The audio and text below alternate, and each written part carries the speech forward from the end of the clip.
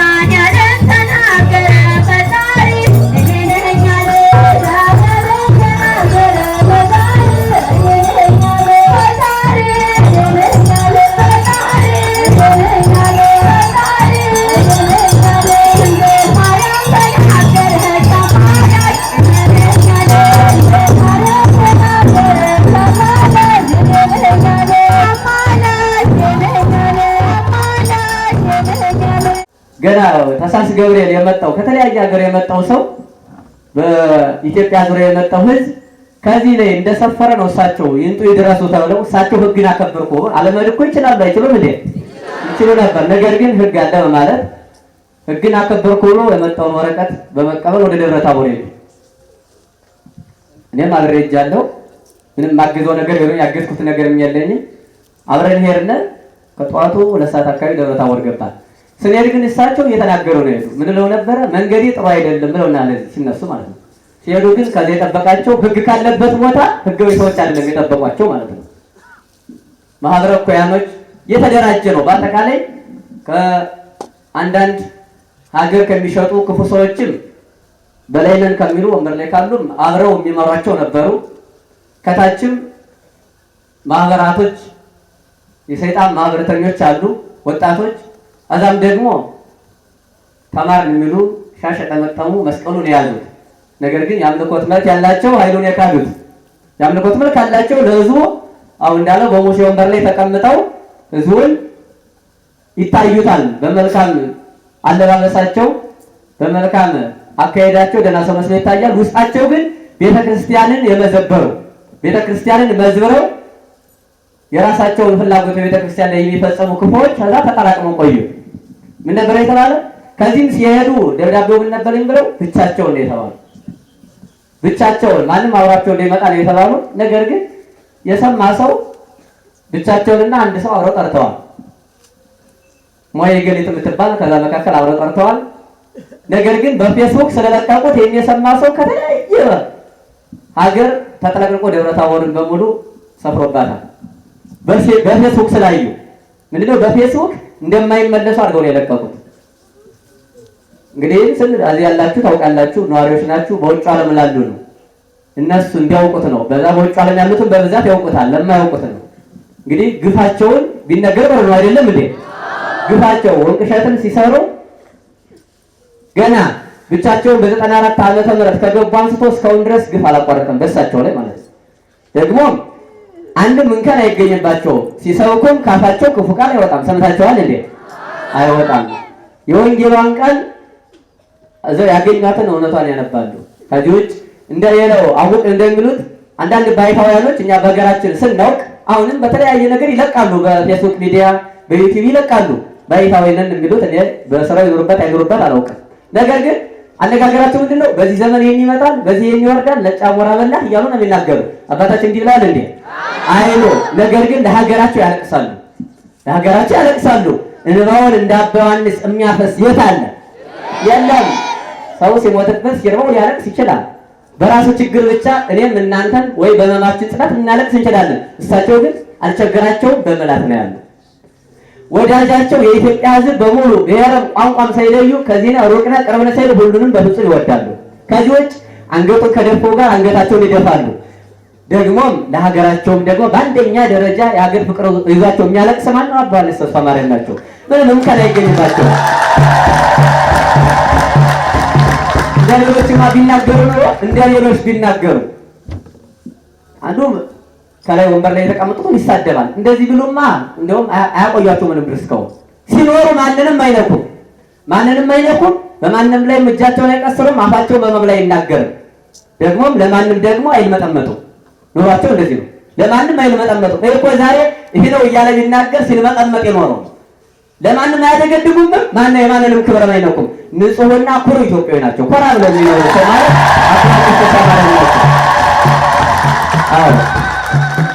እንግዲህ የማንንም ክብር ካልነኩ ደግሞ ለማንም መልመጥመጥ ለእግዚአብሔር ብቻ ነው የሚሰግዱት። ሰውነውን ያከብራሉ፣ ለእግዚአብሔር ይሰግዳሉ፣ ለእግዚአብሔር ይንበረከካሉ። ሌላው አሁን እዚህ ላይ አባታችን እያለ ሲንበረከክ ቆይቶ ሄዶ ደግሞ ዘገጥ ያማል። እሳቸው እንዲነት ባሪ የለባቸው። ነገር ግን ለምን ገዳም አቀኑ? ለምን በረሃ ገቡ? እግዚአብሔር ያሳያቸው። ምን አሉ መሰላችሁ? አላበዛባችሁም። ፀሐይ ነው እንደው ባጭሩ ንገራችሁ ብዬ ነው የዛሬቱን ቀን ስላስታወስኳል። ገራውን ቅሸት ሳይገቡ ባህር ዳር ላይ አለን የሚሉ የደብረ አለቃዎች ነበሩ። በገንዘብ የተሾሙ ማለት ነው እንጂ እንደ አባ ዮሐንስ ጥሶ ገብቶ ሰርቶ አይደለም የተሾመ፣ በገንዘብ በጉቦ የተሾሙ እና ስልክ ደውሎ ምን አለ መሰላችሁ? ሳይገቡ ጀምሮ ከዚህ ባህር ዳር ላይ አንየወት አሏቸው። ደብረ ብርሃን ሥላሴን መጀመሪያ ጊዜ ያሰሩ ማን አባ ዮሐንስ ናቸው።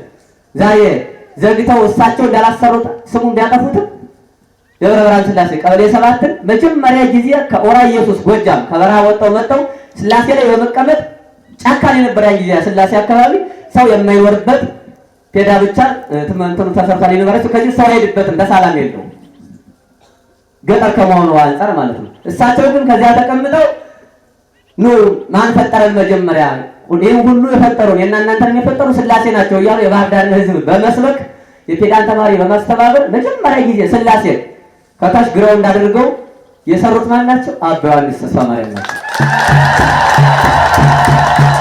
አዎ በኋላ ዝናቸው እየተሰማ ሲሄድ የባህር ዳር ሕዝብ ወደ የት ጉዞ ቀጠለ? አባ ዮሐንስን ፍለጋ በየት ነው ያሉን ይባይተው እያለ ሕዝቡ ሲወዳቸው ሕዝቡ ሲከተሏቸው ምን አሉ መሰሏቸው? ጨርሰው ነው ጣራው ሊጣል ሲል እንዳናየው ተብሎ አባረሯቸው። ይኸው ግፉ ከዛሬ የተጀመረላችሁ ፈልጌ ነው። እንደው ምንድነው ያሉ በኋላ እንደ ደብረ አለቃ አንየወት ባህር ዳር ይልቀቁ። እሺ የት ሄድ ያሏቸው? ወዲያ ጋዝጌ በሚባል በረሃ ሂዱ አላቸው። ጋዝጌ ማለት ወዲያ ክልል 6 በረሃ ፀሐይ ወይ የጸናበት በዛ ሂደው ይቀመጡ። እሺ በዛ ሂጅስ እንዴት ብየለቀም ስላችሁ ዘግተው ይቀመጡ። አንየወት በዛ ዘግተው ይቀመጡ ነው ያሏቸው። ይሄ ማለት ምን ነው? ስለሚቀኑባቸው ነው። ስለሚቀኑባቸው እስከዚህ ድረስ እየተገፉ እግዚአብሔር ደግሞ ሰው ሲገፋቸው የታምጦ ተከላቸው ወንቅሸት ላይ አምጦ ተከላቸው።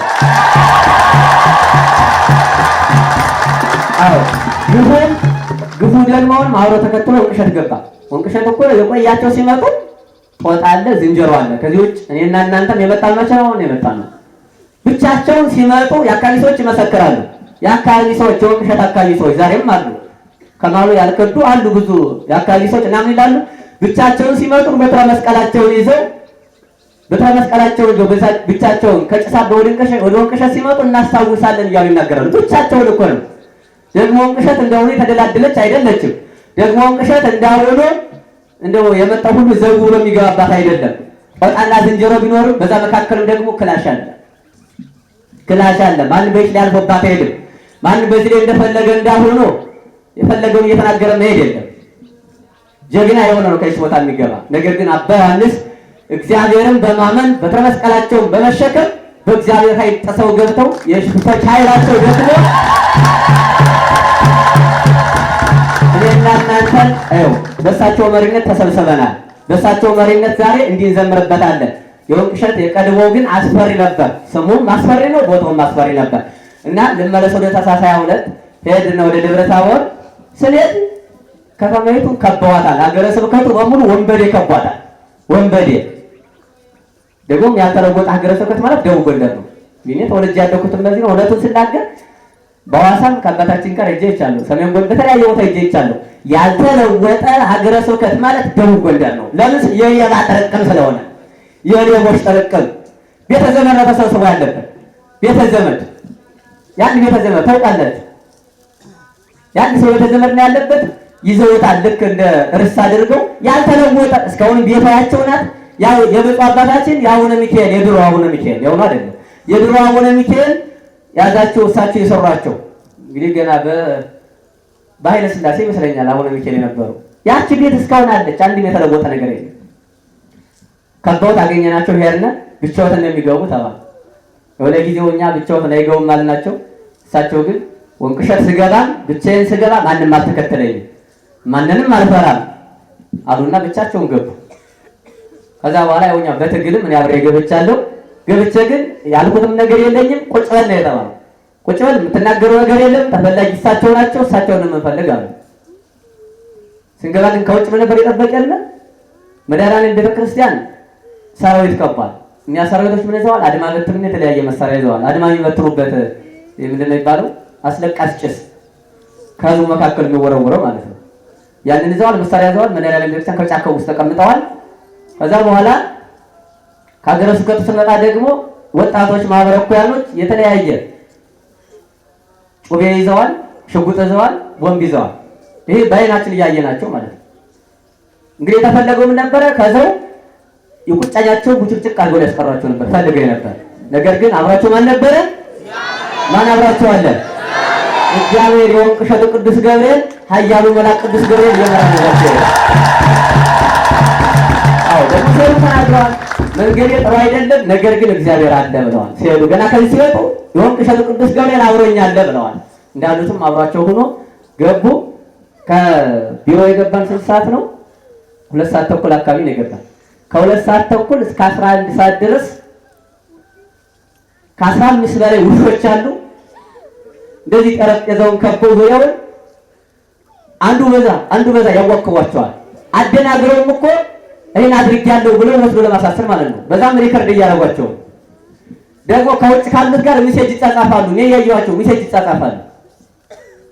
ከውጭ ማህበረካኖች አሉ ሚሴጅ አሁን ምን ደረሳችሁ ምን ደረጃ ላይ ነው ያላችሁ እያሉ ማለት ነው።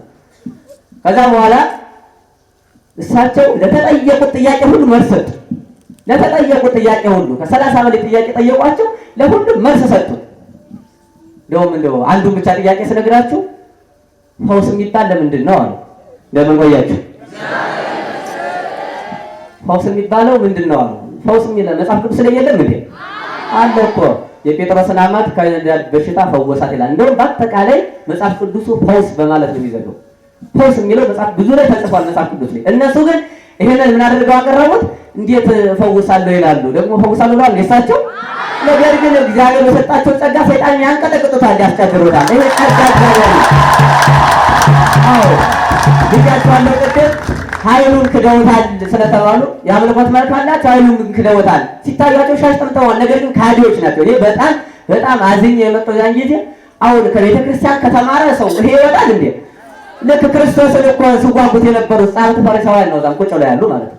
ክርስቶስን ሲጓጉት ስለ ክርስቶስ እኮ ያውቃሉ፣ በምን ዘመን እንደሚመጣ ከድንግል ማርያም እንደሚወለድ እያነበቡት እያወቁት የሚሰራውን ገቢረ ተአምራት እያዩ፣ ነገር ግን እንደዛ እኮ ክርስቶስን የሚያሳድዱት የሚያንገላቱት እኮ ቅናት ነው።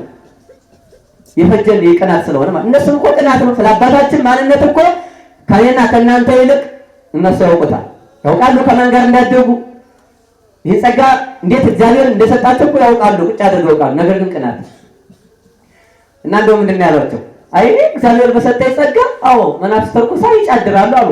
አሁን ለምንድን እንደው ከፈለጋችሁ ከዚህም ካለ አስጫድረዋለሁ አሉ።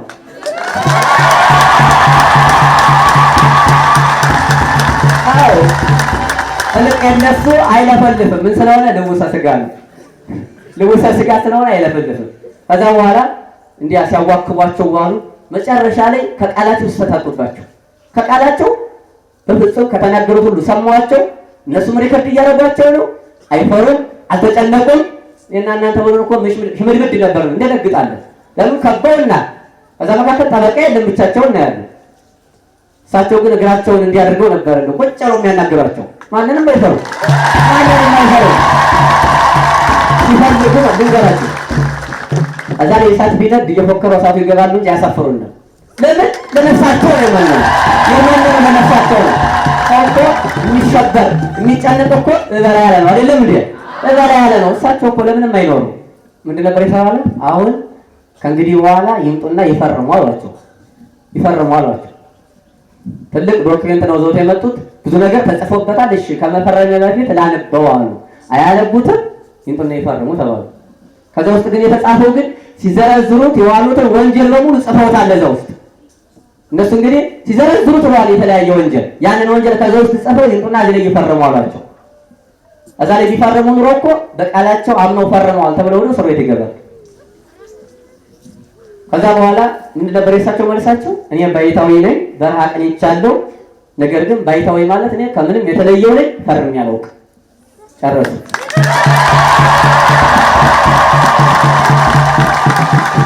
ይህ ሲሉ እንግዲህ እንደ ደህና ሰው ሊቀ ጳጳሱ ምን ነበረ? አቡነ ሚካኤል እኔ ከዛሬ ጀምሮ እንግዲህ በሰው ጣጣ አልገባም ይላሉ። ግን እኮ ምንድን ነበር ያሉት? አዲስ አበባ ላይ የነበሩ ሰዎች ነግረውናል። አብረው ከእሳቸው ጋር የገቡ ከውጭ ሀገር ያሉ ጓደኞቻቸው ብፁዓን አባቶች ስለ አባታችን ማንነት የሚያውቁ ብፁዓን አባቶች መጡና ጠየቋቸው። አባታችንም አብረዋል። ችግሮት ምንድን ነው እያሉ ከእሳቸው ጋር የሚያጣሉ ችግሮት ምንድን ነው ሲባሉ ምንድን ነው ያሉት? አይ የሰው ነገር አልቆልዎታል፣ ረፋድም እድሜ ናት ነው ያሏቸው። እየሰሙ ማለት ነው። አባታችን እየሰማሉ፣ ጓደኞቻቸው ብፁዓን አበው ሊቃነ ጳጳሳትን እየሰሙ የሰው ነገር እንግዲህ አልቆልዎታል፣ ረፋድም እድሜ ናት ይሉ ነበር። ይህን የሚሉት እነሱ የሚመኩበት ነገር ነበር። የሚመኩበት ሰው የሚመኩበት ነገር ስላለ ነው። ነገር ግን የወንቅ እሸቱ ቅዱስ ገብርኤል ኃያሉ መልአክ የየዋህ አምላክ ማለት ነው። የየዋሃን አምላክ እሳቸው አይጠፋቸውም። ነገር ግን ለሰው ሲሉ የዋህ መስለው ነው የሚኖሩት። እንደባበሉ ናቸው፣ እንደግብ የዋህ ናቸው። የዋህ ስለሆኑ የዋው ጠባቂ ኃያሉ መልአክ ቅዱስ ገብርኤል እንዳትፈርም እጃቸውን እየያዘ ማለት ነው። እሳቸውም ተናግረዋል። እኔ እጄን ያዘኝ ገና እንግዲህ እኔን አስፈርመውኛለሁ። እኔ መሰለኝ መጀመሪያ እሳቸውን እማድናቸው መሰለኝና እሺ እኔ ልፈርም ብዬ እኔ ፈረም አብራ ያለው ሰው ፈረመ። እሳቸው ግን እንዳልፈረም እጄን ይዞኛል ነው ያለው። በኋላ ግን ውስጡ ግን ሲታይ ምንድን ነው የሆነው? በአጠቃላይ ሲዘረዝሩት የዋሉት በደል ከዛ ውስጥ ተጽፏል። እሳቸውን አስፈርመው ያለምንም ዋስትና ወስዶ ሊያስሯቸው ነበር። እግዚአብሔር ግን ከዚህ ሁሉ ቀን አወጥቶ ከዛ ከጩቤው ከሽጉጡን ከካረው ከሰራዊቱም የወንጌል ቅዱስ ገብርኤል ጠብቆ በሐዘን ሂደን በምን ተመለስን? በደስታ እየዘመረ አውላ አላዛባችሁ። እንግዲህ ታኅሳስ 22 ማለት ይችላል ቀኒቱ ማለት ነው። የውሾች አገቱን የከለባት ብዙራት እንዳለ ነብዩ ዳዊት ውሾች ከበዋቸው እንዲያ ሲያባጥሏቸው፣ እኔ እኮ አሁን ከክርስቲያን ይሄ ይጠበቃል? እስቲ ንገሩ። ይጠበቃል? ደግሞ ክርስቲያኖችን እንመራለን ከሚሉ ሰዎች ይሄ ይጠበቃል? አይጠበቅም። በደለኛ ቢሆንም እኮ ቢበድሉ ብቻቸውን መጥተው እኮ መምከር ይችላል አይደለም እንዴ? መምከር እኮ በስርዓቱ በአገባቡ እኮ መመካከር ይቻላል። እሳቸው እኮ እንኳን የሃይማኖት አባቶች ከላይ የተቀመጡት እንደውና ከታችም እኮ 400 መነኮሳት አለ። እንዲያውም እሳቸው የበታቸው ነው የሚኖሩት። የበታች ስላችሁ አለቃ ነኝ ብሎ መስርቻለሁ እኔ መጀመሪያ የገባው ብሎ እኮ አንድ ቀን ያው እግዚአብሔር ምስክሬ ነው መቋሚያን ተሸከምልኝ መቋሚያን ያዝልኝ ብለውኛው እኮ የሚታዘዛቸው እግዚአብሔር አላሳጣቸውም። ለምን? እሳቸውም አባቶችን ዝቅ ብለው እግራቸውን እያጠቡ አደግድገው ቁጭ ብድግ ብለው አባቶችን ታዘው ስላደጉ አሁን የሚታዘዛቸው ሞልቷል። እኔና እናንተም እንታዘዛቸዋለን። ነገር ግን ና ብለው ግን አያዙ። ከጣፋናቸው ሲሆን የፈለጉትን ዕቃ ማምጣት ይችላሉ። ይሄ ማለት ምንድነው? ራሳቸውን ዝቅ አድርገው ነው የሚኖሩት። አሁን ሰው ብቻውን ገብቶ ከዚህ ደረጃ ሊደርሰውን እንደላንዲየውም ሰውነቱን ይረሳዋል። አይመስላችሁም? ይረሳዋል። ሰውነቱንም ረስቶ ከዛ በኋላ ከእግዚአብሔር ጋር ነው የሚወዳደር። እሳቸው ግን ሲኖሩ ሽንት ቤት ነው ሲያጠዱ የምንመለከታቸው። ሶፍት ነው ሲያነሱ የምናያቸው፣ ቆሻሻ ነው ሲያነሱ የምናያቸው። ይሄ ማለት ምንድነው? ራስን አትተረሰከ እንዳለው ራሳቸውን ዝቅ አድርገው የሚኖሩ ማለት ነው። ተሽሞ የመጣው እስዩ ተሽሞ የመጣው እኮ ከታች ያለው ገይ ነው ይሞላል። አይናችሁ ምስክር አይደለም እንዴ? አው ተሽሞ መጥቶ እንኳን በኋላ ወንበሩን ካመቻቸ በኋላ ከሱ በላይ ሰው ያለ ይመስለው። አባታችን ግን ይህን ጸጋ የያዙት በምንድን ነው? ራሳቸውን ዝቅ አድርገው በመያዝ አሁንም እግዚአብሔር ከጸጋ ላይ ጸጋ ከጸጋ ላይ ጸጋ እየጨመረላቸው ለዘላለም ይኖራል። አሁን እና ታኅሳስ 22 እንግዲህ ዛሬ በውጭ ዓለም ያሉ እህቶቻችን ወንድሞቻችን ናቸው። አሁንም በላይ እየተመለከቱ ነው። ይቺን ቀን እናስባት እያሉ እነሱ ጊዜን ስለሚሉ እኛ በዓሉን ለማክበር ነው እኛ የፈለግ ኃያሉ መልአክ ቅዱስ ቅድም ዲቁ የኔታ ጸጋዬ እንደተናገሩት ዛሬ ቅዱስ ገብርኤልም ነው መድኃኒታችን ኢየሱስ ክርስቶስም ነው ድንግል እናታችን ቅድስት ድንግል ማርያም ናት ደቅሲዮስም ነው። እኛ በዓሉን ለማሰብ ነበር። በዛውም ደግሞ እግዚአብሔር እነሱ ለክፉ ቢያስቡት ለበጎ አድርጎት ቀኑንም እያሰብን አብረን እናከብረዋለን። ከዛ እንኳን በይሳካላቸው ጥር 6 ደግሞ እንደዛው መንገድ ላይ ጠብቀው ሊገሏቸው ነበር። የዛን ጊዜ ምን ያለ ያን ጊዜ ያልሳካላቸው ቤት ከዚህ ሁሉ ተርፈው ነው ዛሬ እኔና እናንተ የሚያገለግሉ። ከዚህ ሁሉ ተርፈው ነው። አዎ ጥር 6 ከዚህ ተነስቶና ባህር ዳር ደብረ ብርሃን ሥላሴ ፊት ለፊት ከሥላሴ ቤተክርስቲያን ቀደም ሥላሴን ሲያሰሩ ሥላሴ ቤተክርስቲያን መቃብር ቤት ነበር የሚኖረው የነበር። በኋላ ቄሶች ምን አደረጉ? እንደው አበዛው መጨረስ አልችልም የእሳቸውን ግፉ ታጭሩ ነገራቸው ብዬ ነው። ከመቃብር ቤት ሲኖሩ አይ ሰው ከዚህ መቃብር ቤት መኖር የለበትም ማለት አባረሯቸው። እንግዲህ ከሞቱት በላይ ካሉት በታች ነው መቃብር ቤት ነበር ያለው። ትኩስ መቃብር ነው አይደል እየገባዋል። አባረሯቸው አስወጥተው ይሄን ግፍ ያየ አንድ ከኤችአይቪ የተፈወሰ ሰው ገና ወንቅሸት ሳይመሰረት 87 ዓመተ ምህረት ላይ ቤት ሰራላቸው። ቦታውን ገዛና ቤት ሰራላቸውና ከዛ ሥላሴን እዛው ነው ነበር የሚያሰሩት የነበረ እና አሁን ቤቱ አለ ዛሬ። ከዛ ሁሉ ጊዜ ሥላሴን ይዘክሯቸዋል። ጥር 7 ቀን ሥላሴን ይዘክሯቸዋል።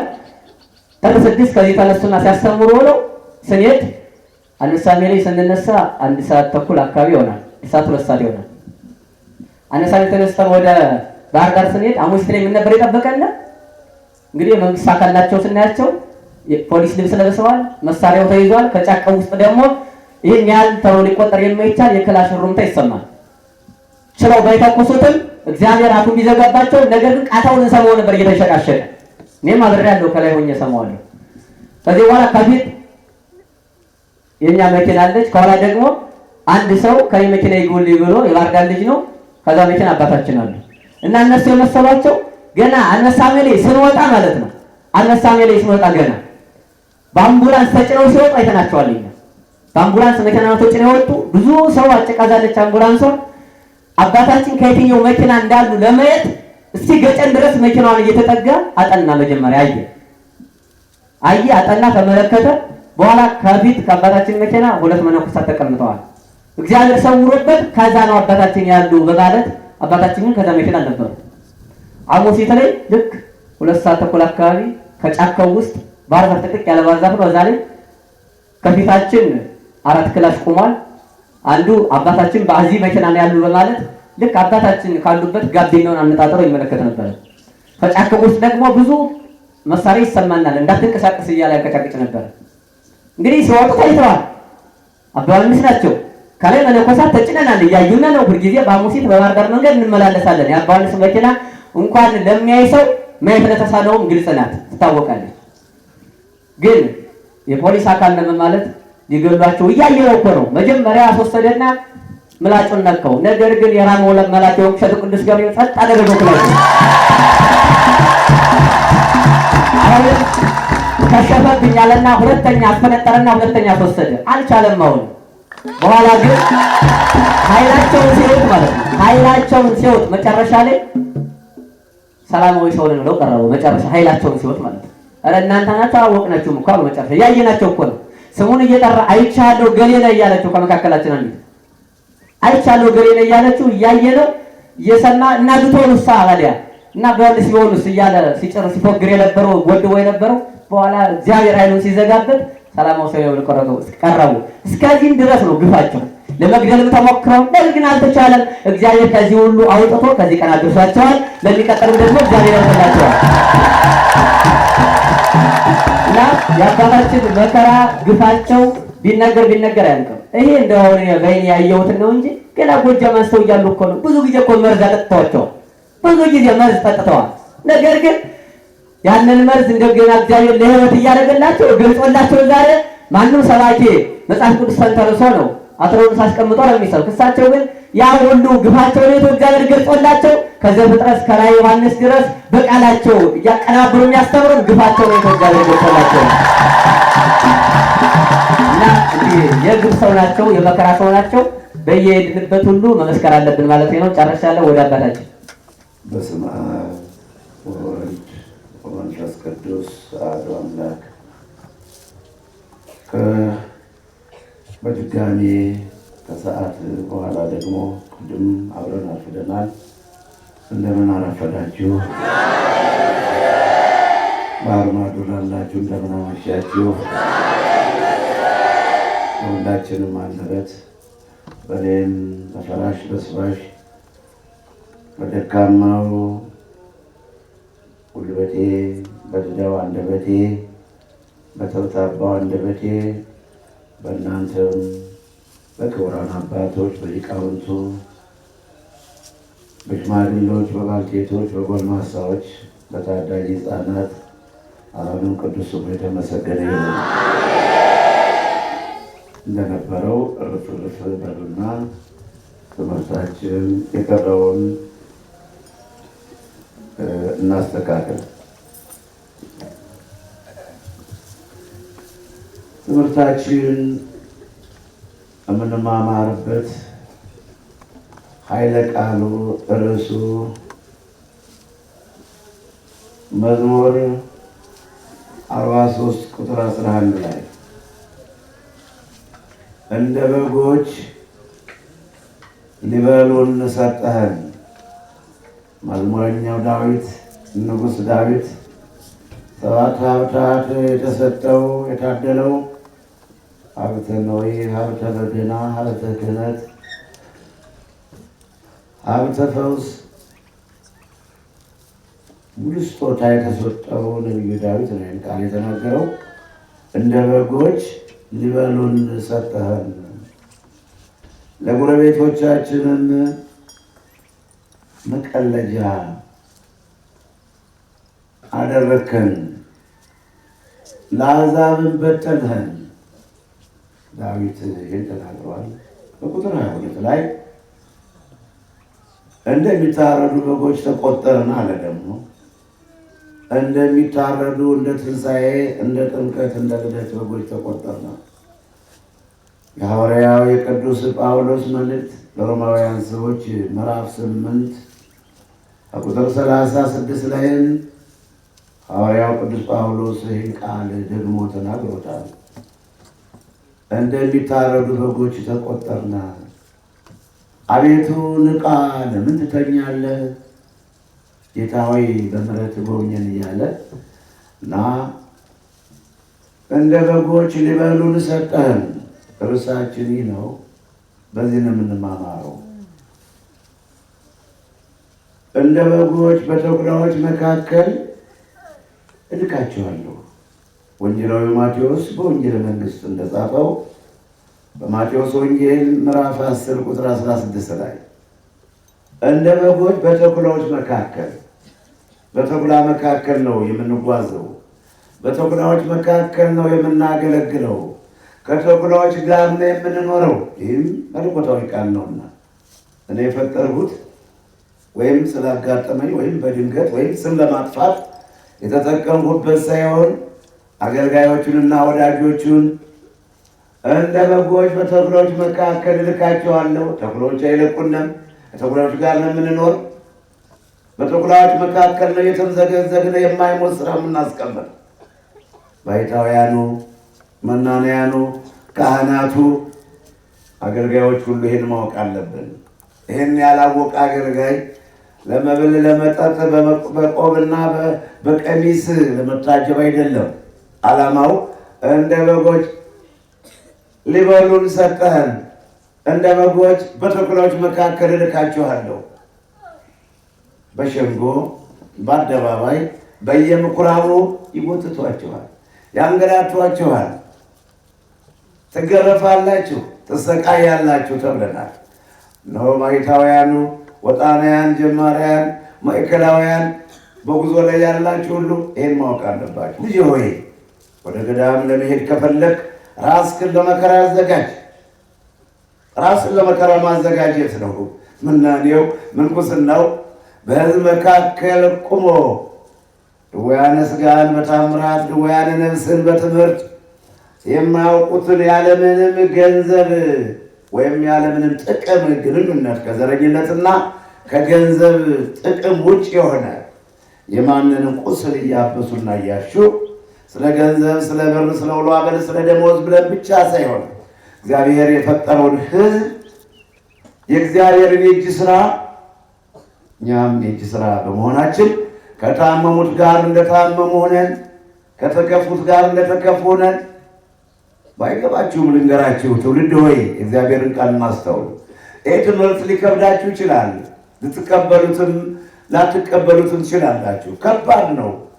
ከሁሉም ቀላል ነው። ነገር ግን ለማይፈጽመው ሰው ወይም ለማያምንበት ሰው ከባድ ነው። ከሁሉም ይልቅ ቀላል ነው። ፍቅር ነውና፣ ትህትና ነውና ማድረግ የሚገባን ስለሆነ እንደዚህ ቀላል ትምህርት የለም። ቀላል ትምህርት ነው። ራስን ለወንድም ለባልንጀራ አሳልፎ መስጠት የሕግ መጀመሪያውም መጠቅለያውም ይህ ነውና ባልንጀራህን እንደ ራስህ ውደድ።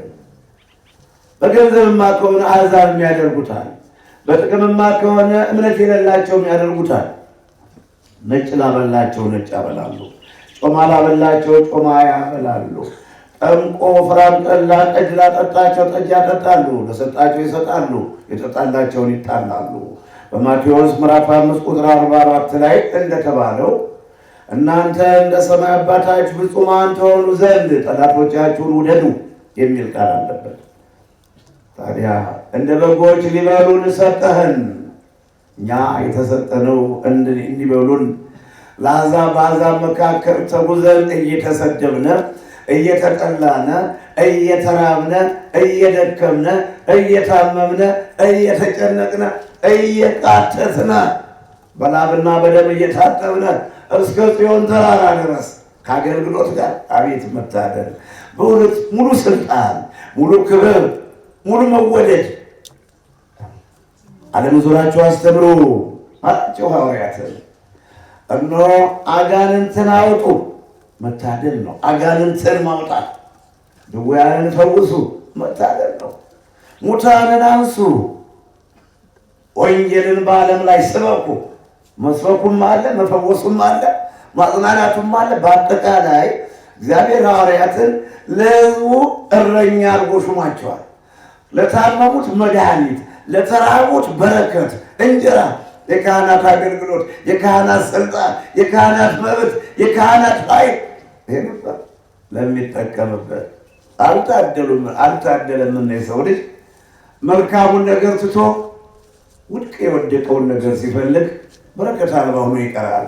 ክብሩ ግን፣ ስልጣኑ ግን፣ ሹመቱ ግን ለዚህ በወርና በሁለት ወር በዓመትና በ3 ዓመት ለሚወድቀው ለሚሻረው ስልጣን ከመስገብ ይልቅ እንዲህ አይነት ስልጣን፣ ሰማያዊ ስልጣን በምድር ያሰራችሁት በሰማይ የታሰረ ነው፣ በምድር የፈታችሁት በሰማይ የተፈታ ነው። የካህናት ስልጣን፣ የሐዋርያት ስልጣን፣ የአባቶች ስልጣን ይሄ ነበርና በማቴዎስ ምዕራፍ 16 ቁጥር 17 እና ምዕራፍ 18 ቁጥር 18 ላይ ለካህናት የተሰጠ ስልጣን ይህ ነው። እንደ በጎች ሊበሉን ሰጠን። እኛ የተሾምነው፣ እኛ የተጠራነው ለመከራ ነው፣ ለስቃይ ነው፣ ለሞት ነው። በገዛ ደሙ የዋጃትን ቤተ ክርስቲያን ተጠብቋት ዘንድ እናንተን ጳጳሳት አድርጎ ለሾመባት ለእናንተና ለመንጋው ወይም ለመንጋውና ለራሳችሁ ተጠንቀቁ ይላል የሐዋርያት ሥራ ምዕራፍ 20 ቁጥር 28 ላይ። ለራሳችሁና ለመንጋው ተጠንቀቁ፣ በገዛ ደሙ የዋጃትን ቤተ ክርስቲያን ተጠብቋት ዘንድ ለመንጋውም ለራሳችሁም ተጠንቀቁ። ሕጉ ይሄ ነው። ስለ አሰራራችሁ እንግዲህ አላውቅም። ሕጉ የተጻፈው ለራስን መጠንቀቅ ነው። ለምናስተምረው አስተምሮ፣ ለምንመክረው ምክር፣ ለአገልግሎታችን ሁሉ መጠንቀቅ ያስፈልጋል። አገልግሎታችን እንዳይነቀፍ፣ አይያቄስ፣ አይ ባህታዊ፣ አይ ቆራቢ፣ አይ ክርስትና እያለ ሀገርንም ሆነ ሃይማኖትን እንዳናሰድብ እንዲህ ራስን ጠብቆ መኖር ነው። ለመንጋውን ተጠንቀቁ፣ መንጋውን ጠብቁት፣ ለመንጋው ሙቱለት፣ መንጋውን በለመለመ ሳር በጠራው አሰማሩት። ለመንጋውኛ ጭንቅላታቸው እንድናለመልም መሬቱን ከማልማታችን አስቀድሞ የሕዝቡን አእምሮ ልናለመልመው፣ የሕዝቡን አእምሮ ልናነቃቃው፣ በማማኬት በዝሙት በኃጢአት የተኛውን በፍቅረ ነዋይ የተኛውን አእምሮ ማነቃቃት ያስፈልጋል።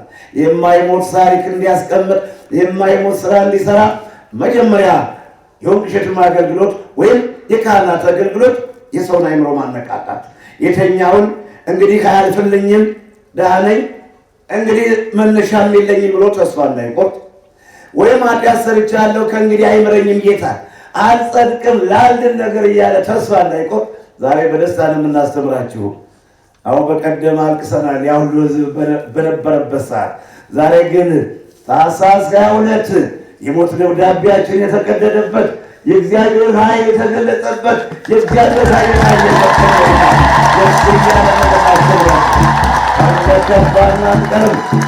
እንደ ከፋና አንቀርም። ሁለት ዕድል አለን። በዚህ በምድር ላይ ጠላትን አንበርክከን ካሰብነው መድረስ፣ በዛም በጽዮን ተራራ በብርሃን ድንኳን በጌታ ቀኝ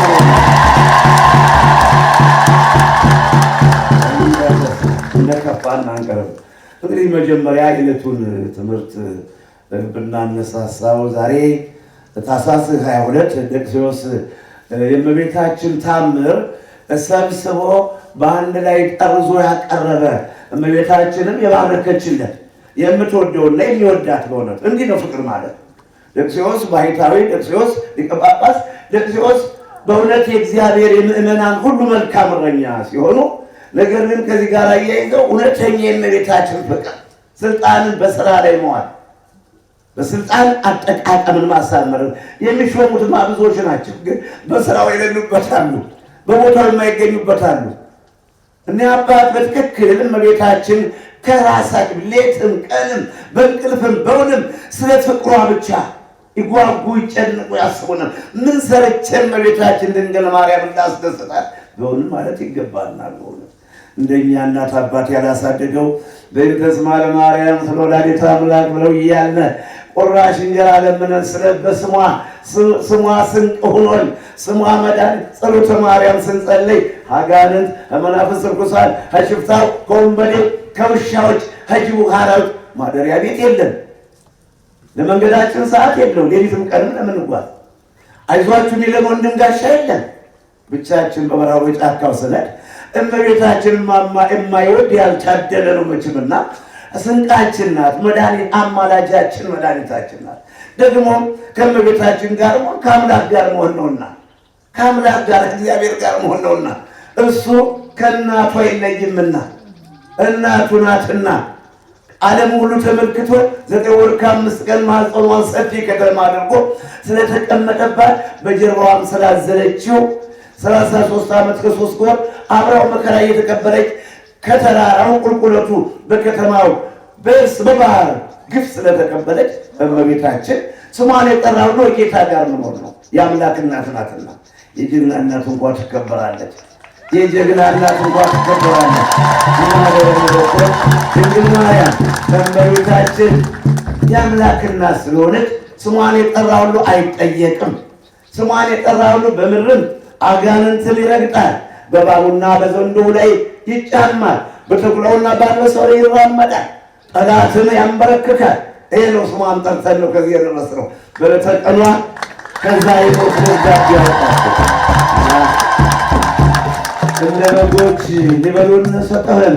ዛሬ ደክሲዎስ አባታችን ታምረ ማርያምን ሰብስበው በአንድ ላይ በመጠረስ እመቤታችን ባረከችና ልጅ ሆይ ወዳጅ ሆይ የተባረክና ብላ ባረከቻቸው። በዛም በመጋቢት 29 ቀን ቅዱስ ገብርኤል የራማው መልአክ ከሰማይ ወርዶ እነሆ የይሁዳ ዕጣ ወደምትሆን ወደ ናዝሬት ከሰማይ የተላከው ቅዱስ ገብርኤል ወበሳድስ ወር ተፈነው ገብርኤል መልአክ ሉቃስ ምዕራፍ 1 ቁጥር 26 ላይ በስድስተኛው ወር ከእግዚአብሔር የተላከ ስሙ ገብርኤል የተባለ ወደ አንዲት ድንግል ስሟ ማርያም ወደ ተባለች ከእግዚአብሔር ተላከ ነው። ትጸንሻለሽ፣ ወንድ ልጅ ትወልጃለሽ። ቅድም ስለተነገረ ለሄል ለመዘርዘር ሳይሆን ዛሬ ያ አብይ ጾም በአብይ ጾም ስለሚሆን ይህን ክፍት ቦታ ፈልገው በዚህ ቀን እንዲከበር ታምሯን በአንድ ላይ ያጠቃለሉት ለአገልግሎት አበቁልን። በዓሉን ደግሞ ይህን የጽንሰቱን በዓል ዛሬ እንድናከብረው በዚህ ቀን አመቻችተውልን፣ ስለዚህ እመቤታችንም ልዩ የሆነ ሰውን የማይለብሰው ካባ ልብስ መቀመጫ ዙፋን ወንበር አዘጋጅታ አይዞህ ወዳጄ አይዞህ ብላ ያለችበት ስለሆነ ይህን ቀን እንግዲህ ዛሬ ቅዱስ ገብርኤል ነው። ቅዱስ ገብርኤል አብሳሪው መልአክ ነውና ዛሬ ድንግል ማርያም ናት እነሆ ጸንሻለች ተብላለችና ዛሬ ደክሲዎስ ይህ እንግዲህ በዓል ተነባባሪ በዓል በመሆኑ ሁልጊዜም በየዓመቱ እንድናከብረው ከዛሬ ጀምሮ ይኸው የዛሬ ዓመት ተስለን ነበር። ዛሬ ስለታችን አድርሶን አክብረናል። በበለጠ ደግሞ ኮቪድ-19 እግዚአብሔር አምላክ ለዚህ ክፉ በሽታ መፍትሄ መንገድ ሰጥቶት አንድ ምክንያት ሰጥቶት እንዲህ እንደሆነ አንቀርምና በደመቀ ሁኔታ እንደምናገለግለው የከርሞ ሰዎች በደም እግዚአብሔር አምላክ እና የዛሬው በዓል ታላቅ በእውነት ከልባችን ልንደሰትበት የሚገባ ከዛውማ እያይዞ ቅድም እንግዲህ እኔታ ጸጋዬ ተናግረዋል፣ አባ በትረም ተናግረዋል። በእኛ ላይ የደረሰ መከራ ታኅሳስ 22 በዚህ ሰዓት ላይ አሁን እንደዚህ ዙሪያዬን ከበው ብዙ ውሾች ከበቡኝ እንዳለው ነቢዩ ዳዊት ተከብቤ ነበረ። የሚያስጠይቅ ነገር አልነበረም። እነሱ ሁሉ ከበው ማድረግ ነበር የነበረባቸው መሸለም። እነሱ ከተሰደድኩ 35-40 ዓመት ስመለስ አንድ ነገር ተሰርፎ አልቆየኝም። እኔ ግን ከስደትም በተሰደድኩበት ሀገር ብዙ ስራ ሰርቼ ከስደት ተመልሼም በ94 ዓመተ ምህረት ተራራውን ደርምሼ እንዲህ አይነት ታሪክ ሰርቼ እሺ ህንፃውም ይሰራ ገዳሙም ይቅና እንደገና አሜሪካ አውሮፓን በማስጓዝ በማጉረፍ ለሀገሪቱ የልማት ምንጭ ሆነን እኛው ቅሸቶች የልማት ምንጭ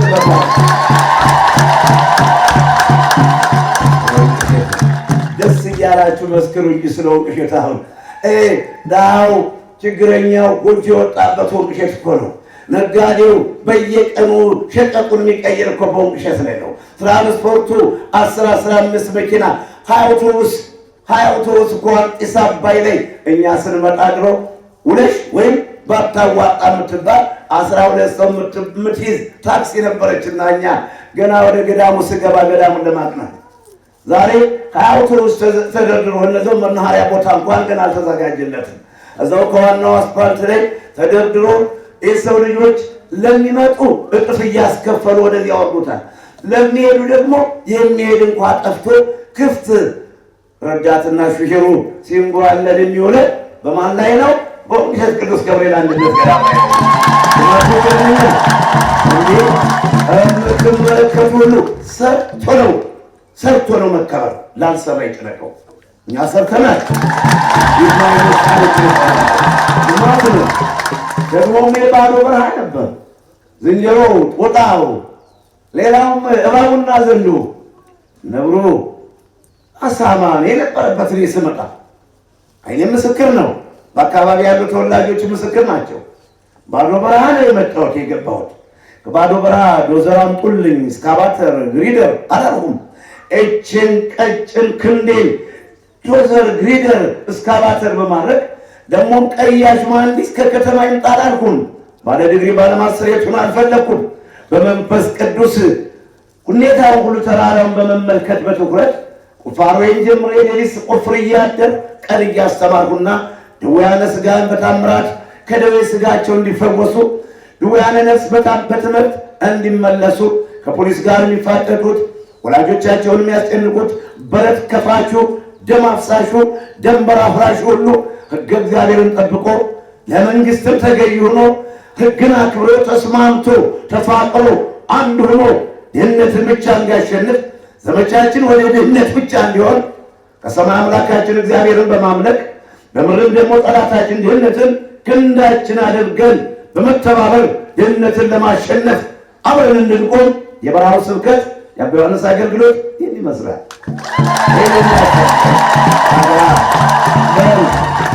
በከንቱ ጠሉኝ እንኳን የሚያስከስስ የሚያስወቅስ የሚያሸልም እርግጥ እኔ አልፈልግም ከማንም ምን አልፈልግም እንጂ የሚያሸልም ስራ ሰርቻለሁ። የሚያስደስት ስራ ሰርቻለሁ። ዛሬ ላለው ትውልድ ለሚተካው ትውልድ እንደገና ለትውልድ የሚያኮራ የሚያስደስት ታላቅ ስራ ሰርቻለሁ። ላልሰራይት ነው። እኔ በስልጣን አይደለም የምመካ፣ በዲግሪና በማስተሬት አይደለም የምመካ። በድንቁርና እየተመካሁ እግዚአብሔርን ኃይል አድርጌ የማይሰራ ስራ የማይደረግ ታስቦ የማያውቅ ማንም ያላሰበው ማንም ያላደረገው ስራ ለሀገሬ ለኢትዮጵያ የማይሞት ታሪክ አስቀምጫለሁ። እንደ በጎች ሊበሉን ሰጡን፣ ወደ አሕዛብ በተኑን። ለአሕዛብ በትነውናል፣ ግፍ ተፈጽሞብናል፣ ግፍ ተካሂዶብናል ይላልና በሁለተኛ ነገሥት ምዕራፍ 6 ቁጥር 22 23 24 25 26 27 28 29 ያለስለ እንዲህ ተጽፏልና አንድ ጊዜ ወልደ አዴር የሶርያ ንጉሥ ወደ ሰማርያ ዘመተና ሰማርያን ያዛት፣ ሰማርያን አጥለቀለቃት። በዛን ሰዓት በሰማርያ ታላቅ ረሃብ መጣ። የሚበላ ነገር አልነበረም። ሁለት በደባልነት የሚኖሩ ሁለት ሴቶች ነበሩ። ባንድ ላይ የሚመገቡት ምግብ የሚበሉት ነገር ሲያጡ አንዷ ተነሳችና ይላል መጽሐፍ ቅዱስ ነው፣ አልጨመርኩም አልቀነስኩም አንበተ ረዳው ሁለተኛ ነገሥት ምዕራፍ 6 ከቁጥር 22 23 ከ26 ላይ ይሄ ቃል ይገኛል። ቁጥር 26 ላይ ታዲያ እነዛ ሁለት ሴቶች ምን ብለው የለንም ዛሬ ያንቺን ልጅ እንብለው አለቻት መጽሐፍ ቅዱስ። እሺ ብለው ተስማምተው ነገ ደግሞ የሷን ልጅ ለመብላት መጀመሪያ አንዷን ሊበሉ ሲነጋጋ ግን ልጅሽን አምጪና እንብለው ብትላት ልጅን አልሰጥም አለች። ንጉሥ ሆይ እባክህ እርዳኝ እያለች ወደ ንጉሥ ሄደች። ያቺ የተገፋች ሴትዮ ቃል ኪዳን የፈረሰባት መሀል ላይ ተጣሰባት ያቺ የተገፋች ሰው ንጉሥ ሆይ እባክህ እርዳኝ። አዎ እግዚአብሔር ነፍስ ሁሉ በበላይ ላሉ ባለስልጣኖች ይገዛ፣ ከእግዚአብሔር ካልተሰጠ ስልጣን የለም ይላል ሮሜ ምዕራፍ 13 ቁጥር 1 ላይ። እግዚአብሔር በምድር ላይ ባለስልጣኖችን ያስቀመጣቸው የመንጋው እረኛ አድርጎ ነው። ካለዛማ አውሬ ይሄ ሰው እርስ በርሱ ይናከሳል። እረኛ ባያስቀምጥልን አስተዳዳሪዎች ከቀበሌ ጀምሮ እስከ ዓለም እስከ መጨረሻ ታላላቅ ከተሞች መሪዎችን አስተዳዳሪዎችን ካላስቀመጠው ሰው በሱ ነው የሚናከስና ወደ ንጉሥ ሄደችና ንጉሥ ሆይ እያለ ትለምን ነበር። ንጉሡም ብዙ ሊያናግራት አልፈለገም። በወቅቱ የተደረገውን ችግር ያውቃልና እንዴ ለምን እርዳኝ ትይኛለሽ? እግዚአብሔር ያልረዳሽን እኔ ምን ልርዳሽ አላት። አዎ ሰማርያ በረሃብ በችግር ወድቃለችና ንጉሡም ለራሱ የሚበለው ስለሌለ እግዚአብሔር አልረዳሽም። እግዚአብሔር ሲረዳ ነው እነሱ የሚረዱና ኃያላኖች በኃይላቸው፣ ባለስልጣኖች በስልጣናቸው፣ ሀብታሞች በሀብታቸው የሚረዱን፣ የተማሩት በእውቀታቸው የሚረዱን ጌታ ሲጨመር ነው። እሱ ካልተጨመረ አይቻልምና እግዚአብሔር ያልረዳሽን እንዴት ረዳሽ? ካውድማው ነው ወይስ ከመጨመቂያው ነው የምሰጥሽ? ከጎቱ አፍሸር የምሰጥሽ አላት። ራበኝና አብላኝ ያለችው መስሎት እሷም የተደረገባትን ችግር ነገረችው። ያን ጊዜ ደነገጠ። ለካ የሰማርያ ሕዝብ እስከዚህ ድረስ ተርቦብኛል ወገኔ ሕዝቤ ብሎ ልብሱን ቀደደ። ልብሱን ሲቀድ በውስጡ ስለ ሕዝቡ ፍቅር ማቅ በሰውነቱ ታጥቆ ሰውነቱ ቆሳስሎ አየሁት። እዛ በሰገነቱ ዙሪያ ያለው ሕዝብ እንዲህ ሰውነቱን ሲገልጠው ውስጡ ለካ በማቅ ተከድኖ ሰውነቱ ይቆስል ነበር። የሶርያ ንጉሥ ስለከበበው ሀገሪቱ በረሃብ ላይ ስለወደቀች የሀገር መሪዎች ለሀገራቸው እንዲህ ይጨነቃሉ። እውነትን ይዘው እስከሄዱ ድረስ እውነተኞች የሀገር መሪዎች ለሀገራቸው እንዲህ ያስባሉ። ለሕዝባቸው የተቀመጡበት ዓላማ ስለሆነ እንግዲህ እንደ በጎች ሊበሉን ሰጥተሃል እንደተባለ ሁሉ በዛን ሰዓት እንዲህ ተደርጓል። ሌላው በአንደኛ ሳሙኤል ምዕራፍ 17 ቁጥር 44 ላይ ጎልያድ ወደ ዳዊት ሲሄድ ዳዊት ደግሞ ወደ ጎልያድ ሲሄድ ምንድን ነበር ያለው? ጎልያድ እንዴ ለበቅዘ የምትመጣብኝ እኔ ውሻ መሰልሁ አለው። ቁመቱ 6 ክንድ ከስንዝር ነው። እንደዛው ደግሞ የብረት የናስ ግንባር የናስ በጠቃላይ ሰውነቱ በናስ ጦር እንዳይወጋው ሰይፍ እንዳይቆርጠው ሆኖ ነው ያ የጦር ሰራዊት ጎልያድ። ዳዊት ወንጭፉን ይዞ የሚጓዘው ታዲያ አንተ እንዴት ውሻ ይመስል ትመጣብኛለህ እያለ ጌታ ዛሬ ያለው ጎልያድ ስጋህን ቆርጬ ለሰማይ ወፎችና ለዱር አራዊት ስለማካፈል እንደ በጎች ሊበሉን ሰጠኸን። ዳዊትን ቆራርጦ ለመጣል እስራኤላውያንን ቆራርጦ ለዱር አራዊት ለሰማይ አዕዋፍት ለማካፈል ጎልያድና ፍልስጤማውያን እየዛቱ ይመጡ ነበር። ርዕሳችን ነውና እንደ በጎች እየአራደው ቆራርጠው ቢቻልስ እንዲሁ ጌታ የፈቀደው ነገር ሆኖ ነው እንጂ በበጎችም ለአንገት በሰይፍ መሳል እንዴት ይከብዳል፣ እንዴት ይጨንቃል። እንደ ልምድ እየታየ ነው እየታፈራገጡ ሲያርዷቸው፣ እየተጨነቁ ሲያርዷቸው። ይህን መቼም እግዚአብሔር ያዘዘው ስለሆነ በዚህ ውስጥ አልገባም። ግን ልብ ይንቦጫቦጫል። እንኳን ማረኝ ተወኝ ልቀቀኝ እያለ በሚያለቅስ በሚጮህ ከሚስቱ ከእናቱ ለመድረስ በሚጓጓ አባቴ እናቴ ብሎ ለማየት እየጓጓ መንገድ ላይ ሰውን ማስቀረት የሰው ደም ማፍሰስ ወይም ደግሞ እንዲህ ታሪክ የሚሰራውን አባት የሚሰራውን ታሪክ ለማጨናገፍና ስራውን ለማፍረስ በቅናት ተነስቶ ወስዶ በቢላዋ በቦምብ በካራ እንዲከበብ ማድረግ እንደ በጎች ሊበሉን ሰጠኸን። መዝሙር 43 ቁጥር 11 ላይ ታዲያ ሰማርያ እንደዚህ ነበረች። ያን ጊዜ ንጉሡ እንዲጨነቅ ነበርና እንግዲህ ወገኖቼ ምንጊዜም በእምነታችን መጽናት ይጠበቃል። እኛ የደረሰብን ችግር በዛን ሰዓት እንዲህ ነበር። ያው ቅድም ስለተነገረ መመለስ አልፈልግም እና ተባል ዘጠየቅኩኝ በሉቃስ ወንጌል ምዕራፍ 11 ቁጥር 52 እና 53 ላይ ቶሎ ወይም ከበው በየአቅጣጫው እያናገሩ ነገሩን ለመንጠቅ ይፈልጉ ነበር ጌታን ተብሎ ተጽፏል። መድኃኔዓለም ኢየሱስ ክርስቶስን በዚህ ሊቃነ ካህናት በዚህ ጻፎች ፈሪሳውያን ዙሪያውን ከበው ነበር የሚጠይቁት ንግግሩን ለማሳሳት። በደም የተደረገ ያው ምንም በመደረጉ ደስ ይለኛል፣ እንደ ጌታዬ ግፍ ተቀብያለሁና እንደ ጌታዬ መከራ ስለተቀበል ያለ ምንም ኃጢአት መሸለም ሲገባኝ እንደው ዙሪያዬን ከበው ስለተከተኩኝ ደስ ይለኛል። በጌታዬ ስለወደደኝ ነው የሚያደርገልኝ አምላክ እና ዳዊት እና ጎልያድ በተቀራረቡ ጊዜ ምንድን ነበር ያለው? ዳዊትን ስጋህን ቆርጬ ለሰማይ ወፎችና ለዱር አራዊት አካፍላለሁ አለ። ይሄ የተደረገው በአንደኛ ሳሙኤል ምዕራፍ 17 ቁጥር 44 ላይ ነው።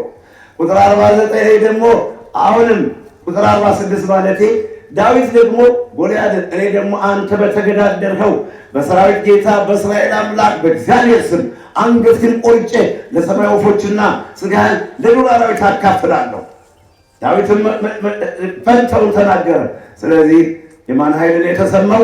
ሰልፍ የእግዚአብሔር እንደሆነ፣ ድልም እግዚአብሔር እንደሆነ፣ አሸናፊም የእግዚአብሔር እንደሆነ ዛሬ ይታወቃል። ያንተ ግን ታፋ ያንተብቻ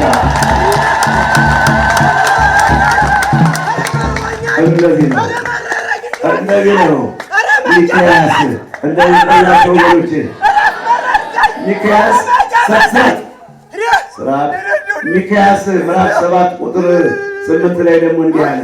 ጠላቴ ሆይ ይላል ነቢዩ ሚክያስ፣ ጠላቴ ሆይ በወድቅ እነሳለሁና፣ ጠላቴ ሆይ በጨለማ ውስጥ ብገባ እግዚአብሔር ብርሃኔ ነውና ደስ አይበልህ ጠላቴ ይላልና። ደስ አይበልህ ጠላቴ ሚክያስ፣ ነቢዩ ሚክያስ ምዕራፍ 7 ቁጥር 8 ላይ ጠላቴ ደስ አይበልህ፣ ጠላቴ ደስ አይበልሽ፣ በወድቅ እነሳለሁ በጨለማ ውስጥ ብገባም እግዚአብሔር ብርሃኔ ነው ይላልና። በዛውታ ላይ እግዚአብሔር ብርሃኔና መድኃኒቴ ነው የሚያስፈራኝ ማን ነው ይላልና መዝሙር 26 ቁጥር መዝሙር 26 ቁጥር አንድ ላይ እያገጣጠም አቀብለኝና ጌቴ ሎሮ ትውልድ እንገረውባት እግዚአብሔር ብርሃኔና መድኃኒቴ ነው የሚያስፈራኝ የለም።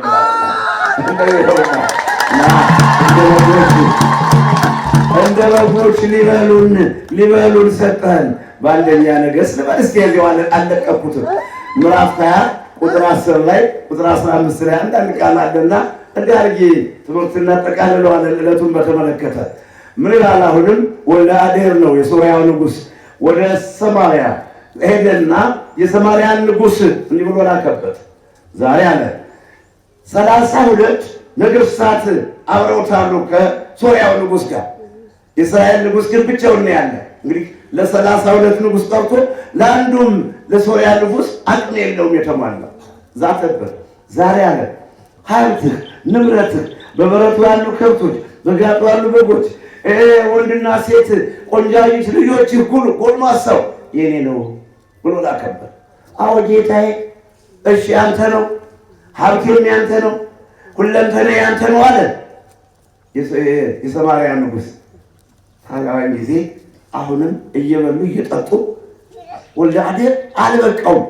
በአጠቃላይ ዛሬ አለ ቤት ይበረበራል፣ የመኳንንቶችና የመሳፍንቶች ቤት ሁሉ ይበረበራል፣ ሰራዊት እልካለሁ።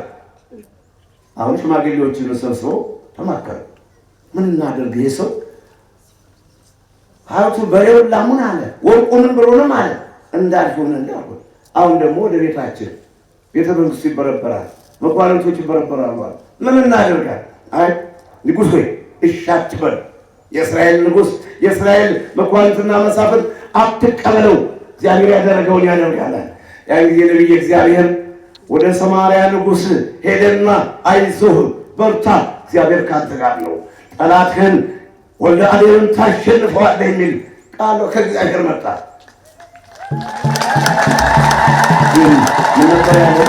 ወልደ አዴር ሲልክበት ሰማርያ የሰማርያ ትቢያ በጭብጣችን አይሞላል። እንዴት እንደሚፈክሩብን፣ እንዴት እንደሚንቁን፣ እንዴት ስጋችን አንልየውን ለአራዊት እንደሚሰጡት የሰማርያ ሰዎች አላለም፣ ፈረሰኞች አይደለም፣ ሰረገላ ያዙት አላለም። ትቢዋ ራሷ ጭብጣት ሞላም። ልክ ነው። ለ32 ነገሥታት ያዛ ነገሥታት እስራኤል ምን አላትና ጭብጣት ሞላምና ዛሬውኑ ያልኩን ሁሉ አድርግ ብሎ ነበር የዛተበት። ያን ጊዜ ግን ጦርነቱ ተካሄደ። የእስራኤል ንጉሥ ድል አድርጎ የሰማርያን ያን የሶርያን ንጉሥ አሽመድምዶ መረሻ ሳጥቶ መልሶታልና እግዚአብሔር ሰልፍ የእግዚአብሔር ነው። ሰልፍ የእግዚአብሔር ነው። እኛም በዚሁ እንደወጣን ልንቀር ነበር። ቅድም አባ በስረ እንዳሉት ነገርኳቸው። አንበሳሜ ከተማ አድረን ስንወጣ ብዙ ሰዎች ነበሩ። መራርጨም ቅሩ ባካችሁ፣ እንዲያው ለወሬ ነጋሪ ቅሩ፣ ጠቅለን ሁላችንም መሄድ የለብንም። ገዳሙንም አስቡት፣ ተው ባካችሁ አትሄዱ አልኩት። አዎ ያለው ሁሉ አብሮ መጓዝ ጀመረ። ነገር ግን እንዲህ አይነት ችግር ይገጥመኛል ብዬ ነው የነገርኳቸው። የሚገጥመኝ ችግር እንዲህ ነው፣ ብዙ ሰዎች ይከቡኛል ነው ያልኳቸው። ብዙ ሰዎች በዙሪያ ይከቡኛል፣ ሲከቡኛ ይቻለው ነው ገና እኔ ከቤትም አይደለም በህልሜም አይደለም ስወጣ ነው መንገድ ላይ ያየሁት። ገና የቤቱን ያደርንበትን በር ከመኪናዋ ገብተን ስል ልክ ነው እንደው በዙሪያ ከቦ አሳየኝ ጌታዬና ነገርኳቸው። ለታላላቅ ሰዎች ነው ላሉ ሰዎች ነው በዙሪያ ብዙ ሰዎች ከቦኛል። ነገር ግን ብዙም ችግር የለውም፣ በሰላም እንመለሳለን። እንድትካዳችሁ ነው ብለን ጉዟችን ቀጠልና ያው ከ5 ሰዓት አንስቶ እስከ 11 ሰዓት ከ22 ደቂቃ ያንን ጥያቄ እያንጠለጠሉ ሲጠይቁን በእውነት ለሰው መጠየቅ የማይገባው እየወረደ ጥያቄ ሲጠይቁን ነው። ያው እግዚአብሔር አምላክ መጨረሻ ላይ እንደተባለው ፈርም ነበር። እኔ ደግሞ ባላወቅሁት ነገር ገዳም በማቅናት የሚያፈራርመኝ ነገር ስለሌለ እኔ ባህታዊ ነኝ። በ10 ጣቴ ለፈጣሪ ፈርም ያለው ከዛ በኋላ እንዲወጣን በ10 ጣቴ ለሰራዊት ጌታ ፈርሜ ከጥፍሬ እስከ ጠጉሬ ያስረክቤዋለሁ። በእኔ የሚጠየቅ አምላኬ ነው። እኔም የእሱን ነው የማገለግለው። እኔም የማገለግል እሱን ነው። ፈጣሪም ነው የማገለግል 24 ሰዓት። ስለዚህ እናሸልም ስራ ሰርቻለሁ እንጂ በማለት ተለያየን።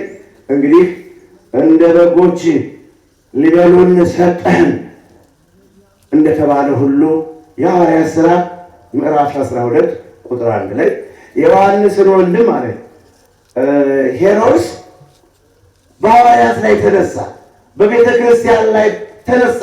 ቤተ ክርስቲያን ተሰደደች። ቤተ ክርስቲያን የሚያገለግሉ መምህራን ሁሉ ሐዋርያት ሁሉ ተበተኑ። ያዕቆብን ያዘና አንገቱን በሰይፍ ቆረጠው፣ እንደ በጎች ለመብል አሳልፎ ሰጠ። ያዕቆብን ዮሐንስን ወንድም አንገቱን ቆረጠው ሄሮድስ።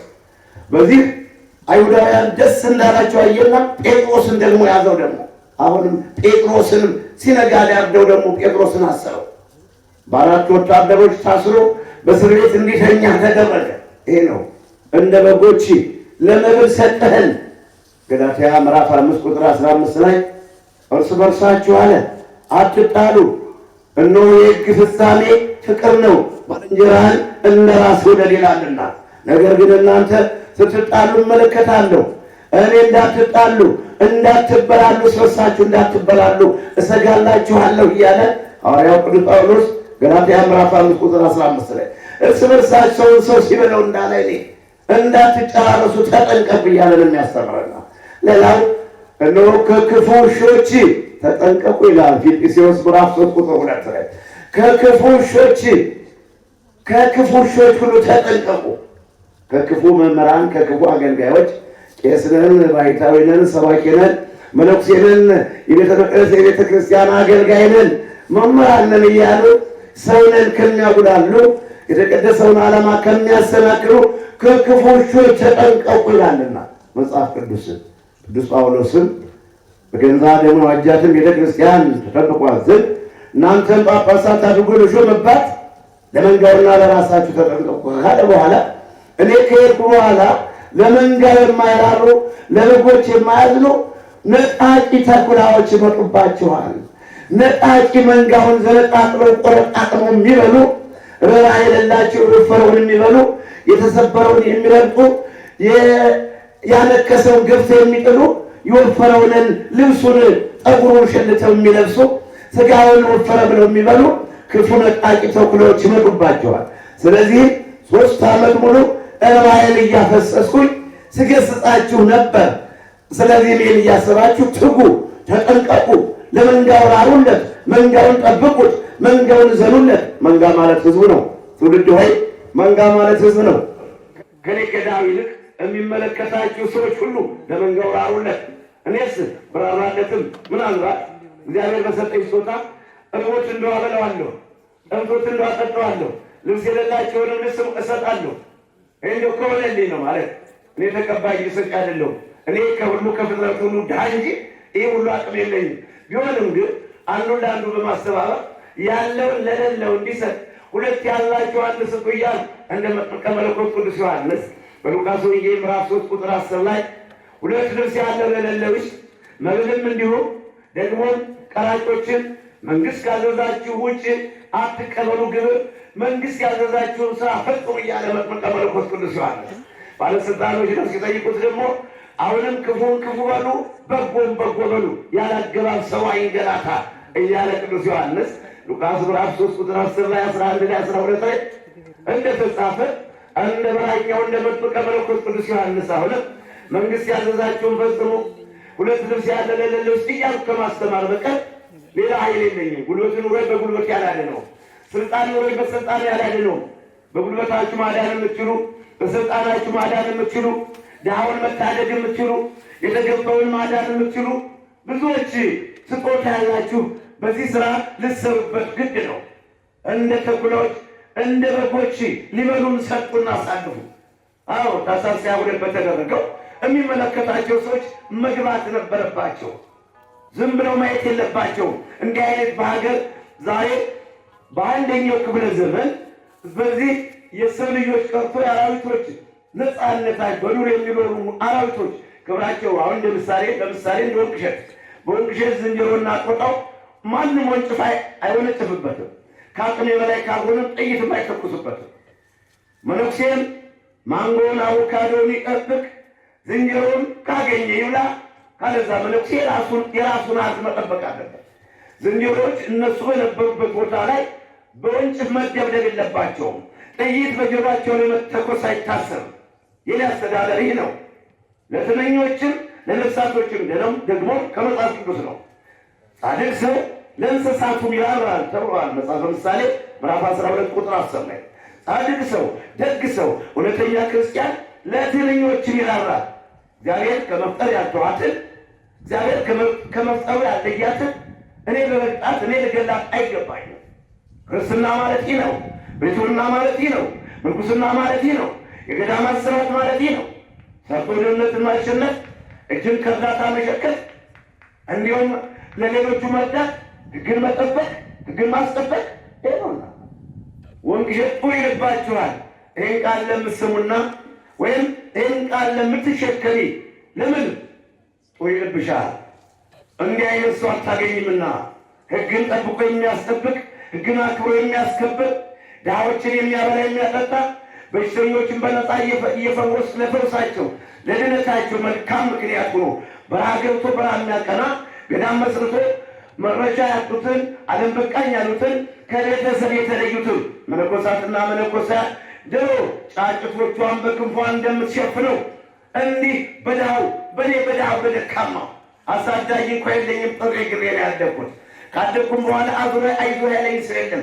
ጎትቶ የሚጥለኝ ገፍቶ የሚከሸትረኝ እንጂ ገፍቶ ገደል ልክተት የሚለኝ እንጂ አንድም ሰው አይዞህ ያለኝ የለም። ባስተዳደጌ ሁሉ ብቻዬን ከእግዚአብሔር ጋር በእግዚአብሔር ፈቃድ ለዚህ እድል የበቃው ሰው እንጂ ማንም አይዞህ ያለኝ ሰው አልነበርኩም። ታዲያ እንዲሁ ያደግኩ ሰው ዛሬ ለሌሎች ድሮ ጫጭቶቿን አሞራ ሲመጣ ጭሌ ሲመጣ በክንፏ እንደምትጋርድ 500 በላይ መነኮሳትና መነኮሳት በሺህ የሚቆጠሩ ጸበልተኞችን ሸፍኜ እንዲሁ ደግሞ ኮቪድ ሳይገባ በቀን 1500 ሰው በቂስ አባይ ጎርዶ ትራንስፖርት ማደሪያ ሆቴል ህዝብን በልማት እያረሰረሰ ከአዲስ አበባ አንስቶ አሜሪካና ከአውስትራሊያ አንስቶ የሚመጣው ህዝብ ለሀገራችን ልማት እድገት ድህነትን የማሸነፊያ ምርጥ መሳሪያ ድህነትን የምናሸንፍበት ምርጥ መሳሪያ ከአዲያም ዮርዳኖስ ወንቅሸት ቅዱስ ገብርኤል አለ መሰለኝ። እንግዲህ መብላት የማይመቸው እንዲህ አይነቱ እንግዲህ ትምህርታችን እንደ በጎች ለመብል አሳልፈ ሰጠን መዝሙር 43 ቁጥር 11 ላይ እንደተባለው ሁሉ የኔ ህይወት ካደኩም አንስቶ በሕፃንነቴ በሚጫ ባቸፈር ስዞር በጎጃም በጎንደር ባለው በመላ ኢትዮጵያ ስዞር ውጭ ሀገርም እጄ ላስተምር ስል የሰይጣን የግብር ልጆች ተብትበው ቤተክርስቲያንን እያያዙ አያስተምሩም፣ ይወደዳሉ፣ ይከበራሉ። እሳቸውን አናይም እያሉ የደብረ አለቆች ገንዘቤን የሚሄደው ውጭ ሀገር ትራንስፖርት ክፈሉልኝ አይደለም፣ ኑ ተቀበሉኝ እንዲህ አይደለም። በራሴ ወጪ እሄዳለሁ፣ በራሴ ወጪ እመለሳለሁ። እንዲህ አይነቱን አገልግሎት እንዲህ ብለን ውጭ ሀገር ያሉትን ከዓለም ከቤተሰብ ከወገን ከቅድስት ሀገር ኢትዮጵያ የተሰደዱትን ሕዝብ አስተምራለሁ፣ እመክራለሁ፣ እማራለሁ፣ እመከራለሁ ብዬ ስል ከሰው ጋር እንዳልገናኝ እየገረገሩ እንዳላስተምር ጉባኤ እንዳይካሄድ እያደረጉ እንዲህ ነው የግብ ሰው ነኝ። በዚህም በተወለድንበት በደቡብ ጎንደር እንዳናስተምር ይሄ ትምህርት በቀጥታ ስርጭት ዓለም እያደመጠው ዓለም እየዳነበት ዓለም እየተፈወሰበት በበረሃው ስብከት በበረሃው አገልግሎት እንዲህ መልካም ዕድል ተከፍቶ ዛሬ በዚህ ባለቀው ዘመን 24 ሰዓት እያገለገለ ዓለም ሁሉ በትኩረት ሲመለከተው ጎረቤቶቻችን እንዳናስተምር እንዲህ እየተፈታተኑን እንደ በጎች ለመብል አሳልፈህ ሰጠን። ለመብል አሳልፈው የሚሰጡን ብዙዎች ናቸው። በማቴዎስ ወንጌል ምዕራፍ 14 ቁጥር 10 ላይ መጥምቀ መለኮት ቅዱስ ዮሐንስን ሄሮድስ አንገቱን አስቆርጦታል። እንደ በጎች ለመብል አሳልፈን ሊበሉን አሳልፈህ ሰጠን። እንደዚህ ነው። ዝም ብለን አይደለም የምናነበውና አሁንም ማቴዎስ ምዕራፍ 17 ቁጥር 10 ላይ ኤልያስ ከዚህ በፊት መጥቶ ነበር አለ ጌታችን ኢየሱስ ክርስቶስ። ኤልያስስ ከዚህ በፊት መጥቶ ነበረ፣ ነገር ግን የሚወዱትን አደረጉበት። ዮሐንስን አንገቱን ቆረጡት፣ ኢሳይያስን በመጋዝ ሰነጠቁት፣ እስጢፋኖስን በድንጋይ ወገሩት። የሚፈጸምብን ግፍ ዛሬ በኔ ብቻ እንዳይመስላችሁ፣ በዓለም ላይ በትኩረት ትምህርታችን ሽር እያደረጋችሁ ተመልከቱ። ግፋችን መሬት ላይ መውደቅ ሰማያት ሆይ ስሙ፣ ምድርም የአፌን ቃሎች ትስማ፣ እኔም እናገራለሁ ይላል ኢሳይያስ ምዕራፍ 1 ቁጥር 2 ላይ፣ ዘዳግም ምዕራፍ 32 ቁጥር 1 ላይ። ሰማያት ሆይ ስሙ ግፋችን። ትውልድ እናንተ የወለዳችኋቸው ልጆች እነሱ የሚወልዷቸው ልጆች በዚህ ጉዳይ ገና ይነጋገሩበታል፣ እንደ ትምህርት ይጠቀሙበታል። በውንጌል ላይ የተፈጸመው ግፍ ፍትሐት አጠን በእውነት እየተንገላታን የሚደርስልን አይዟችሁ እረፉ፣ ክፉዎችን ተኩላዎችን ክፉ ውሾችን እረፉ የሚልልን አጠን እንዲህ ስንንገላታ ኖረን በእግዚአብሔር ቸርነት በቅዱስ ገብርኤል አማላጅነት በእናቱ ድንግል ማርያም አማላጅነት ለይች ቀን ደርሰናል። ለይች ቀን ያደረሰን አምላካችን ክብር ምስጋና ለእሱ ይሁን። እንደ በጎች ለመብል ሊበሉን አሳልፈህ ሰጠህ። በሉቃስ ወንጌል ምዕራፍ 23 ከቁጥር 1 እስከ 12 ላነብላችሁና መጨረሻ ላይ ቁጥር 28 ብዬ ትምህርቴን አጠቃልላለሁ፣ ትምህርቴን እጨርሳለሁና ምንድን ነበር ያለው? ጲላጦስ ጌታችን ኢየሱስ ክርስቶስን እያንገላቱ ከሊቶስ ጥራ ወደ ቀራንዮ በጲላጦስ አደባባይ እንዲጠየቅ ሲወስዱት ሊቃነ ካህናት ጻፎችና ፈሪሳውያን ሲወስዱት ጲላጦስ መረመረው፣ ጠየቀው። ምንም ነገር አላገኘበትም። ያየበትም የሰማበትም የሚያስጠይቀውም የሚያሳስረውም የሚያስገድለውም ነገር አልነበረም። በዛን ሰዓት ጲላጦስ የገሊላ ሰው ነው ሲሉ ሰማና ወደ ሄሮድስ ሰደደው። ሄሮድስን ጠየቀው፣ ምንም አላገኘበትም። እንግዲህ ከሄሮድስ ወደ ጲላጦስ ከጲላጦስ ወደ ሄሮድስ እየተንገላታ የእኛን መከራ ከኛ ሊያርቅ የድንግል ኢየሱስ ክርስቶስ ይህ ሁሉ ግፍና መከራ ተቀብሏል። እኛስ ብንቀበል ምን ነውር አለበት? እንኳን እግዚአብሔር ለጠላቶቻችን አሳልፎ አልሰጠን እንጂ መከራው በመቀበላችን ደስ ይለናል እንጂ አይከፋንም። እኛ የእግዚአብሔር አገልጋዮች አሁንም በሉቃስ ወንጌል ምዕራፍ 23 ከቁጥር 28 ከ29 እስከ 31 ድረስ ጌታችን ኢየሱስ ክርስቶስ መስቀል አሸክመው ይዘው ሲሄዱ እየተንገላታ እየወደቀ እየተነሳ ሲሄድ ሴቶች፣ ሽማግሌዎች፣ ባልቴቶች እያለቀሱ ደረታቸውን እየደቁ ይከተሉት ነበር። እሱ ግን ዞር ብሎ አየና እናንተ የኢየሩሳሌም ልጆች ሆይ የሚያጠቡ ጡቶች፣ መካኖች፣ ያልወለዱ ማኅፀኖች፣ ያላጠቡ ጡቶች ብፁዓን ናቸው የሚባልበት ሰዓት ይመጣል። ለራሳችሁ እንጂ ለቤት ሳታልቅሱ ይላቸው ነበር። በእርጥብ እንጨት ላይ ሁሉ ግፍ ከተፈጸመ፣ በወንቅ እሸት ላይ ሁሉ ግፍ ከተፈጸመ፣ ወንቅ እሸት ላይ ሐሙሴት ላይ ጥር 6 ቀን ያ ሁሉ ፖሊስ የመንግስት አካላት ተሰብስቦ ተቀመጡ ተነሱ ሲለን፣ በወንቅ እሸት ላይ ሁሉ ግፍ ከተፈጸመ፣ ታሪክ በሰራን የማይሞት ስራ ባስቀመጥን፣ ከአሜሪካ እስከ አውሮፓ እየመጣ ከኤችአይቪ ከካንሰር ከሰይጣን ማሰሪያ የዓለም ጠበብቶች ከማያውቁት የሰው ልጆች ሊፈቱት ከማይችሉት አባት ወደድኩህ ብሎ ለልጅ እናት ወደድኩሽ ብላ ለእናቷ ማለት ለልጇ አለውልሽ ብላ ከሰይጣን ማሰሪያ መፍታት በማይችሉት ሁኔታ ወንቅሸት ቅዱስ ገብርኤል አንድነት ገዳም በእግር ብረት ታስረው በአመት ተጠልፈው መኪና እየተደባደቡ ፖሊስ ወይም አስዋይ ሰው እያስቀየሙ እየተሳደቡ ጨርቃቸውን ጥለው የነበሩትን ሁሉ ልጋጋቸውን እያበስነ እያጸዳዳነ መረማመድ የማይችሉትን ሽባና ድዳና ደንቆር መንፈስ ያዛቸውን ከዚህ መጥተሃል ብሔር ቋንቋ ወይም ይህን ያህል ክፈል ብለን ገንዘብ ሳናስከፍል ኢትዮጵያዊ በመሆኑ የማንኛውም ዓለም አቀፍ ሕዝብ በመሆናቸው መልክ ቋንቋና ቀለም ሳንለይ በማገልገላችን እንደ ሀገር በሀገር እንደ ሃይማኖት በሃይማኖት መሸለምና መከበር ሲገባ ታኅሳስ 22 የተፈጸመብን ግፍ ጥር 6 ቀን በ2012 የተፈጸመብን ግፍ መስከረም 14 ቀን አሁንም በ2011 ዓ.ም መስከረም 14 የተፈጸመብን ግፍ ይሄና ይሄ ከዛም ወደ ወንቅሸት ከገባው አንስቶ ያለ እረፍት በየሰከንዱ ከውስጥም ፈተና ከውስጥም ማለት መቼስ ሰው ለሰው አልፈን የስልክም አለ ስልክ እየሰማን የምንፈተንበት እንዲህ ካለ ሁሉ ፈተና አልፈን ለይሽ ቀን ደርሰናል። ይህን ቀን ወደሚቀጥለውም እግዚአብሔር ያቆየን ሁሉ በደመቀ ሁኔታ እንድናከብር አደራ እያልኩኝ በአገር ባህር ማዶ ላላችሁ በዙሪያ ለቆማችሁ ሁሉ እንግዲህ ጉባኤያችን እዚህ እየፈጸምን ነው። አንድ ጊዜ ዙረን ጉባኤያችን ዓመታዊ በዓሉን እናጠቃልላለን። ኋላም ደግሞ የደመቀ ጉባኤ እናደርጋለን። ጧፍ በማብራት ዮሐንስ ሰዎች በለን እግዚአብሔር አምላካችን እንደ በጎች ለመብል አሳልፈህ ሰጠህን። መዝሙር 43 ቁጥር 11 ላይ ያስተማረን የመከረን አምላክ የተመሰገነ ይሁን። እግዚአብሔር ከሁላችን ጋር ይሁን። ባሉን ባለፍስሐ ባለሐሴት ያድርግልን። ማቱን ያርቅልን፣ ምሕረቱን ያውርድልን። ጠላታችን ሰይጣንን ከእግራችን በታች ይጣልልን። ጠላታችን ሰይጣንን የእግራችን መረገጫ ያድርግልን። መልካም ስራችን የሚያደናቅፉትን ከታይ ስራቸውን ከላይ ቅርንጫፋቸውን ያርቅልን።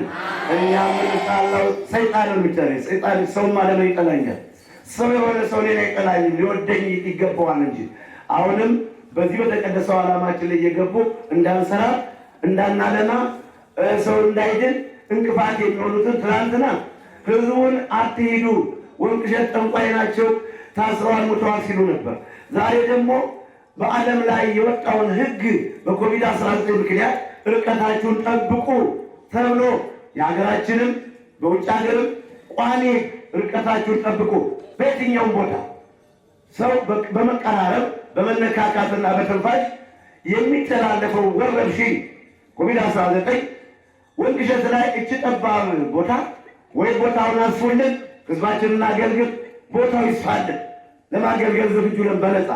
አለዛ ግን እርስ በርስ ሰውንን የውጭ ሀገር የአሜሪካና የአውሮፓ ወንቅሸት ዓለም አቀፍ ገዳም በመሆኑ ዓለም አቀፍ ሆስፒታል፣ ዓለም አቀፍ ዩኒቨርሲቲ፣ ዓለም አቀፍ ገዳም በመሆኑ ተከፈተ ተባለ የአሜሪካና የአውሮፓ ስለሚመጣ ህዝብን አደበላልቄ የህዝቡን መታመም አልፈልገውም። ህዝቡ ከሚሞት ከወገኔ ፊት እኔ ብሞት ይሻለኛል። የጻድቅን ሞት እኔ ልሞት፣ ፍጻሜ እንደሱ ትሁን። ዘኍልቍ ምዕራፍ 23 ቁጥር 10 ላይ ወገኔ ሲታመም ወገኔ ሲቸገር ማየት ስለማልፈልግ የሚመጣውንም አስቀድሜ ስለማውቀው በዚህ ጠባብ ቤት እኔን ለመጉዳት በሚመጣበት ሰዓት አትምጣ ይላሉ። አሁን በማይመጣበት ሰዓት ደግሞ ህል ይላሉ። እኔ የዲያብሎስ የግብር ልጆች ናቸው። እኛ ሁሉ የሰው ቃል ሰምተን ስርዓትና ህግ አናፈርስም። ዛሬ እንደምላችሁ ሁሉ በዓለም ላይ ርቀትን ጠብቆ መኖር ዋናው የመጀመሪያው መዳን ነው። ሌላው እንግዲህ በባለሙያዎች የተሰጠው ምክር መመከር ጥሩ ነው። የመጀመሪያ ዋናው ሐቀኛው መድኃኒት ግን ርቀትን ጠብቆ መኖር ከበሽታው ጋር ምንም አያነካካም። ከራኩኝ ዘሎ የሚይዝ በሽታ አይደለም፣ ወረርሽኝ ነው።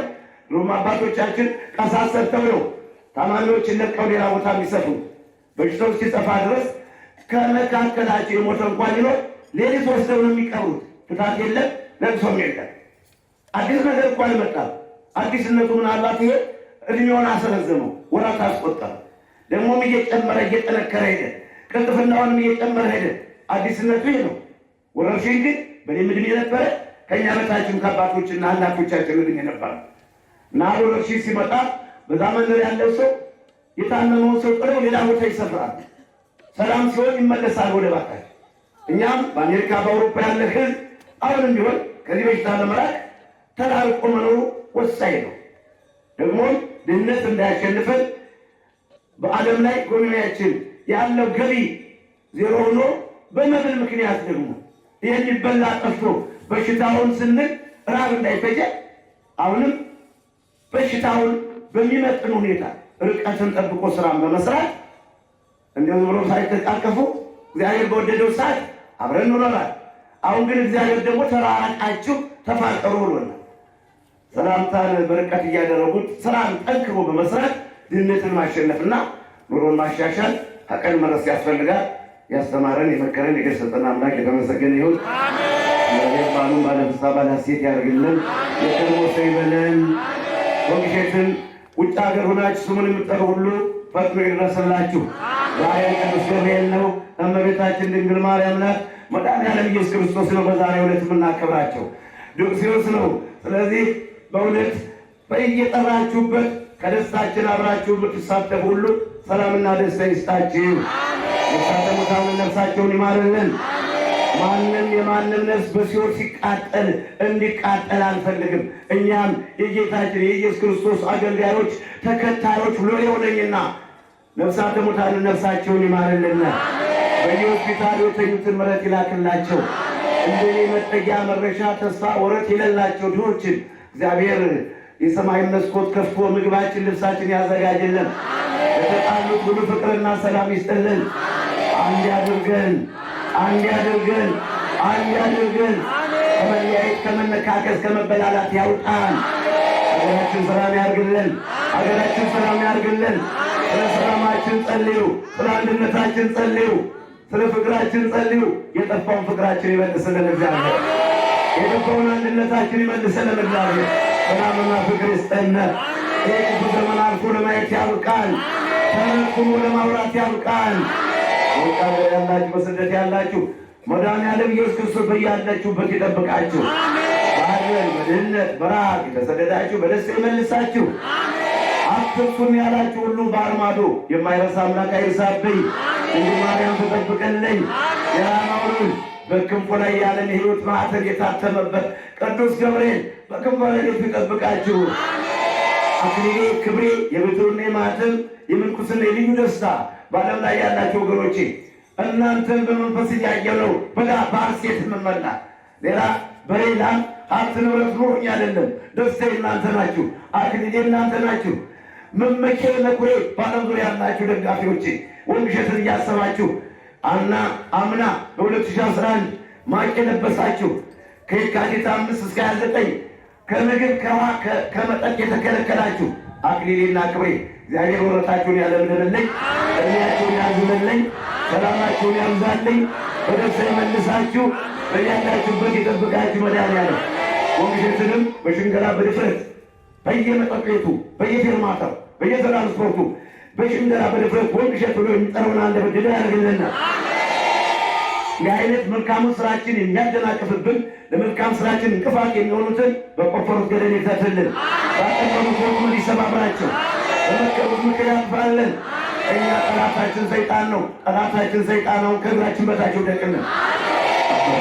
አባታችን በሰማያት የምትኖር ስምህ ይቀደስ፣ መንግሥትህ ትምጣ፣ ፈቃድህ በሰማይ እንደሆነች እንዲሁም በምድር የዕለት እንጀራችንን ስጠን፣ በደላችንን ይቅር በለን እኛም የበደልነውን ይቅር እንደምን፣ አቤቱ ወደ ፈተና አታግባን ከክፉ ሁሉ አድነን እንጂ መንግሥት ያንተ ናትና ክብር ምስጋና ለዘላለሙ አሜን።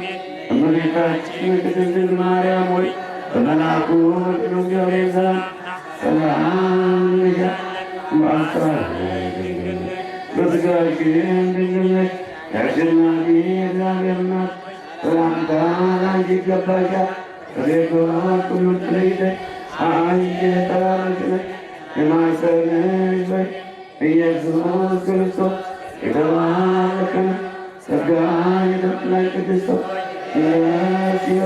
ልዑል እግዚአብሔር ከአንቺ ጋር ነውና ከተወደደው ልጅሽ ከጌታችን ከመድኃኒታችን ከኢየሱስ ክርስቶስ ዘንድ ይቅርታና ምሕረት ኃጢአታችንን ለዘላለሙ ጌታችን መድኃኒታችን ኢየሱስ ክርስቶስ ሊቃናት አለቃ ለሐዋርያትን ስልጣን የሰጠ አባቶች ካህናት፣ ወንድሞች፣ ዲያቆናት፣ ወንዶችም ሴቶችም ከዚህ የተሰበሰባችሁ ከኃጢአት ማሰሪያ የተፈታችሁ ነፃ የወጣችሁ ይህንና እንትና ለመንግሥተ ሰማያት የበቃን የተዘጋጀን ያደርገን ዘንድ የማረን ክርስቶስ መላስራ ጊዜ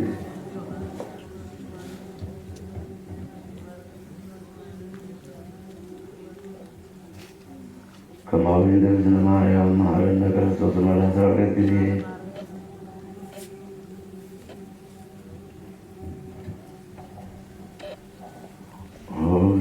ኢየሱስ ክርስቶስ ስርየተ ኃጢአት ኃጢአት ኩሉ ዝከስና ወድፍረሳና ወስህተት በላይ በገብራለ ስራውን ማይሰራ ኃጢአት እግዚአብሔር ይፍታ።